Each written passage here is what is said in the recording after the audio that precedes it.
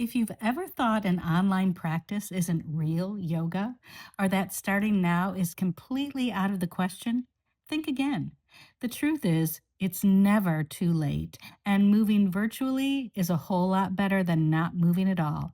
In today's episode, we're kicking fear and self doubt out of the room so you can feel completely comfortable stepping onto the mat and stepping in front of the screen. So let's get started. Welcome to the Youthful Older Yogi podcast. I'm MJ Waddell, your host and founder of Share Yoga. I've been teaching, practicing, and loving yoga for nearly 30 years. I'm an advocate of movement, creativity, and staying healthy in mind and body after 50. It's never too late to start, and there's a lot of healthy years ahead. So let's start now. Hi, everybody, and thank you so much for tuning in to the Youthful Older Yogi. I'm MJ Waddell, the creator and founder of Share Yoga, and your host for this podcast. And before we dive into today's episode, I just want to ask a small favor to help this podcast grow. So if you're listening on YouTube, if you wouldn't mind just taking a moment to hit the subscribe button, it's completely free, and it ensures that you'll never miss a new episode. And if you're listening on Apple or Spotify or any of the platforms that stream podcasts, tapping the follow button does the exact same thing. So my whole platform is based on sharing. So by subscribing, it's the best way to get this information to people who might find it valuable. So thanks for helping me spread the word on the Youthful Older Yogi. And now let's dive right into the episode. So this one is entitled How Older Adults Can Start Yoga at Home and Overcoming Tech Fear with Zoom and Apps. Okay, so this is a big one. First of all, if you're listening to my voice right now, I want to congratulate you. You have some tech savviness and you found this podcast, you hit play, and you made it here. This is a win. This is great. So, a short story or a short just reflection. My dad, who's nearly 95, he doesn't, he uses an iPhone and he does get on his computer. And I think he's pretty good. I mean, for just being open to doing that. But he thinks this podcast is a radio show. I think that's really sweet. So it's, I understand there's a lot of people who don't understand how podcasts work and you know what? That's completely okay. This episode is really to help you, help others if they're in that mindset of, I can't do tech, I'm overwhelmed with it, I'll never be able to do it, then this episode is for you. I hear so many people say, MJ, I don't want to subscribe, and because they think subscribing means they have to pay money, which I keep telling them, you can subscribe to so many things that are free. Yes, there's always, you can upgrade, but most podcasts, I believe all podcasts are free. You just have to have a phone or a computer to listen on. So let's see. For this podcast, you don't have to pay a dime to listen and to improve your health, your well-being, or maybe it directs you to finding something that encourages you to start moving, especially if you're over 50. Okay, let's go on to how we can start to take the fear out of tech. And I'm going to share with you some really incredible free resources that are waiting for you or possibly waiting for the older people in your life that you want to get moving and you want to teach them how to do this. Okay. So if you're listening today and you're thinking, MJ, I really want to try yoga. My body feels stiff. I've never exercised. I'm terrified of doing it wrong or I might get hurt. You are my favorite person to teach. So whether you live local here on the Space Coast in Florida, or you're anywhere across the United States or across the world, I invite you to reach out to me directly. Just go to my website, shareyogawithmj.com, shareyogawithmj.com, and visit my website. And you can, whether you're looking for something, a private lesson or a group lesson or semi-private, whatever you are looking for or just curious about, just reach out to me. Let's just have a conversation. It's free and maybe we can help each other out.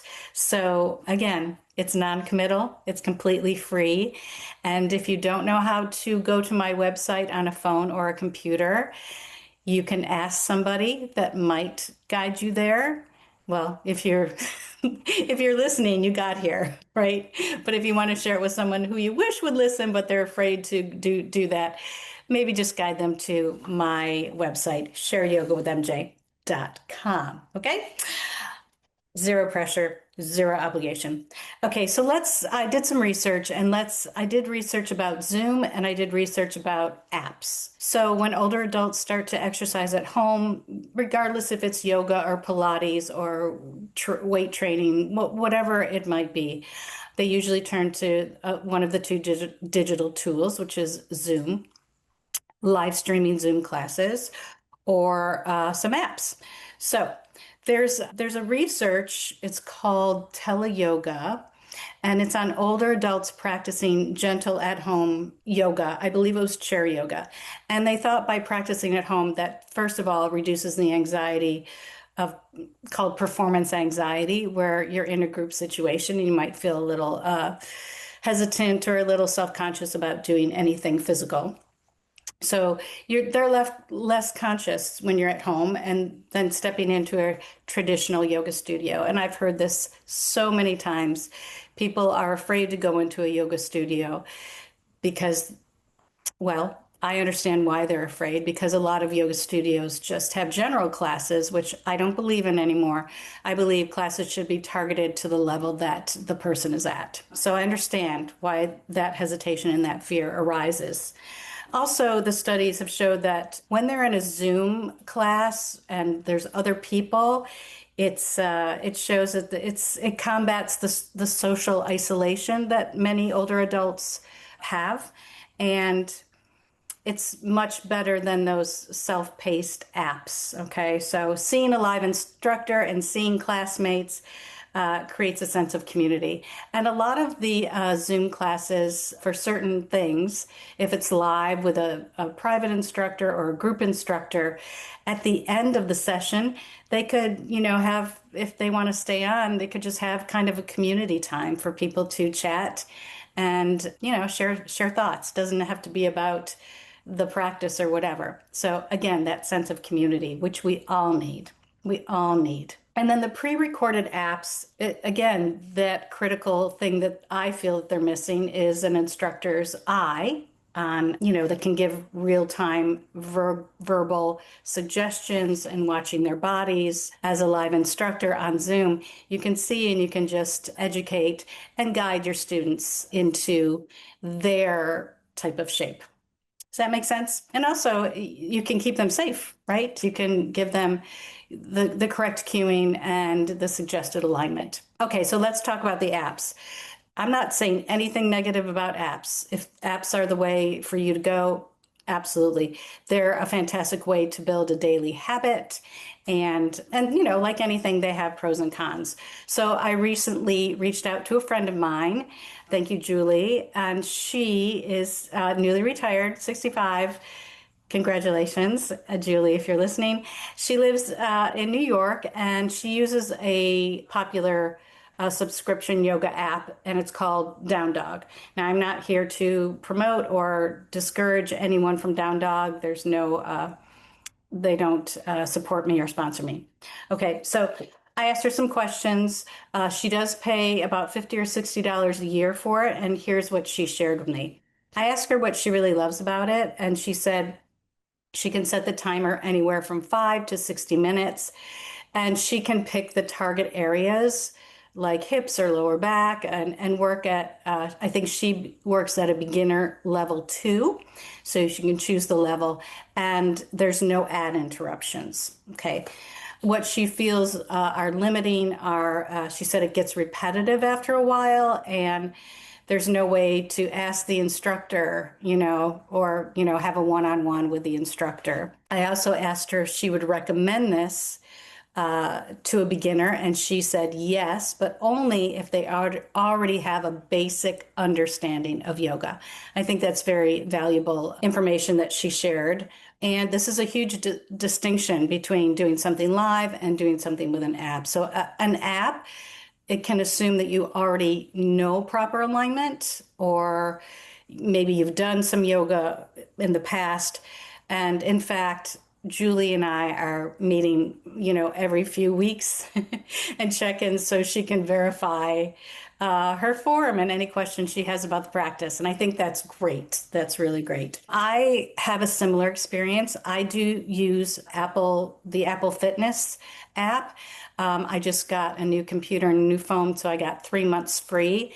And then after that, it's $9.99 a month.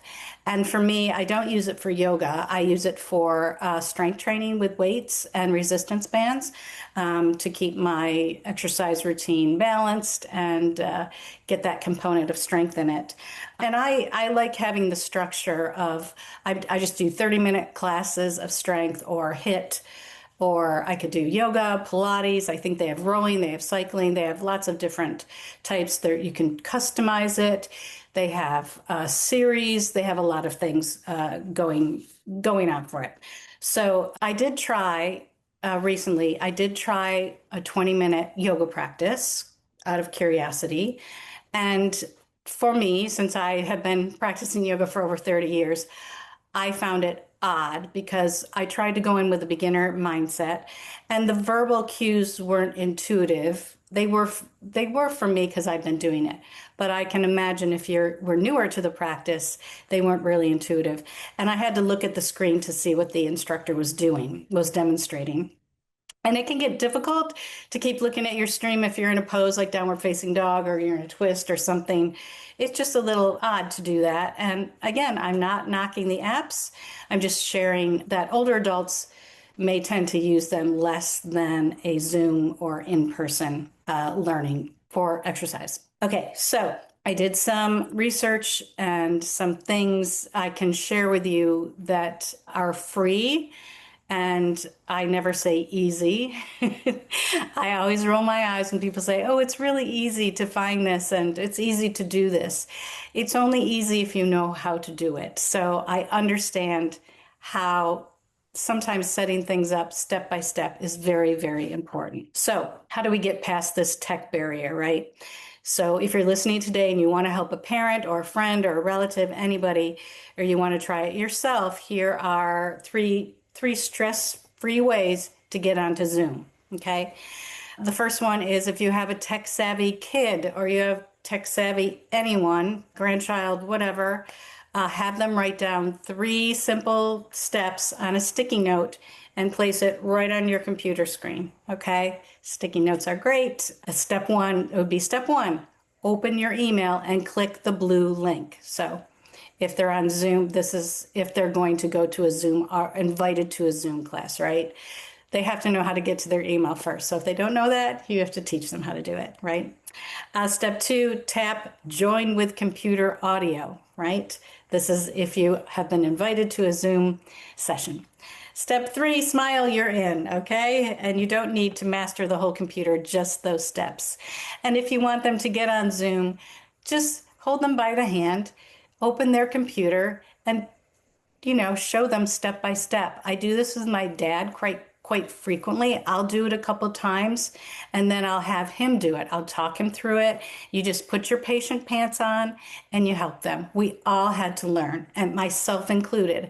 I teach myself all of this, and trust me, I run out of patience pretty quickly, but then I always come back. Okay, so here's some really senior specific free tech resources, okay? So AARP it's called Senior Planet, and I'm going to put all of these links in the show notes. I did go by this. They also have a free tech line, and it's run by these very patient trainers who will walk you through setting up Zoom over the phone, okay? And they offer also printable step-by-step PDFs and picture guides. Okay, so I will put that link in Senior Planet. I believe it's seniorplanet.org, but it'll be in the link. Let's not forget your public library, okay? The librarians are unsung heroes of tech help. Walk into your local library with your device, with your computer, and ask them to show you how to download and open Zoom. Trust me, The library is your friend. It's free. Okay. Go there with a friend. Learn together. I bet you feel so empowered and you feel so grateful. And then you feel so successful when you know how to do it yourself. There's another one. It's called getsetup.io.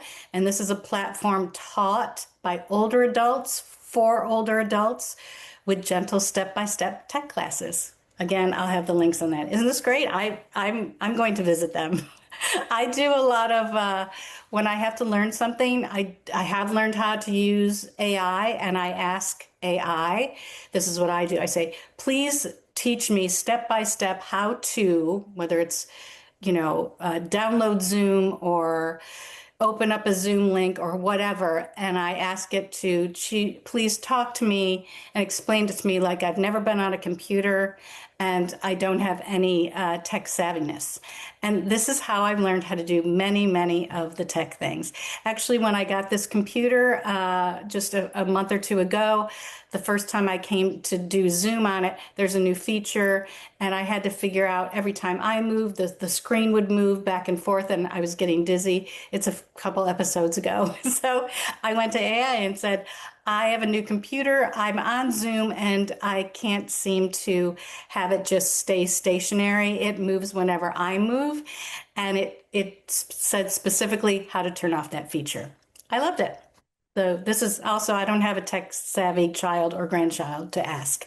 So I asked my AI robot, and he or she has been helping me quite a bit. Okay, and then you can practice this together. One of my suggestions is if you have an adult child or a friend nearby, schedule a 5-minute test run to do a Zoom call together. Just try it out and have a laugh over a cup of tea or a glass of wine or whatever, and just laugh through the technical glitches and practice clicking the buttons and build that confidence together.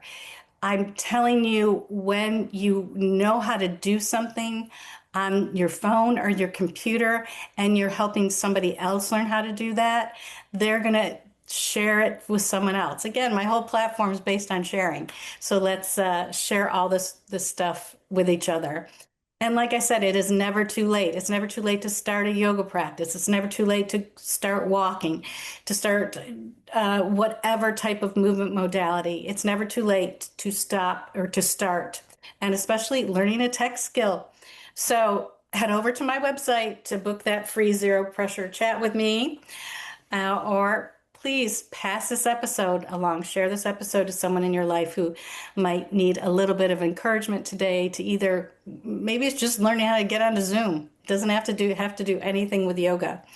Okay. I appreciate the time you've spent to either listen or watch this episode. And, just keep learning, stay curious, keep moving, and keep sharing yoga. Namaste. This podcast would not be possible without the help of my editor, Dan Jones from Cocoa Beach Productions. You can find Dan at cocoabeachweb.com. And of course, thanks to my generous guests who share their time, insights, and youthful wisdom. Remember, the Youthful Older Yogi podcast is presented solely for educational, inspirational, and entertainment purposes. It is not intended as a substitute for a physician or other qualified professionals.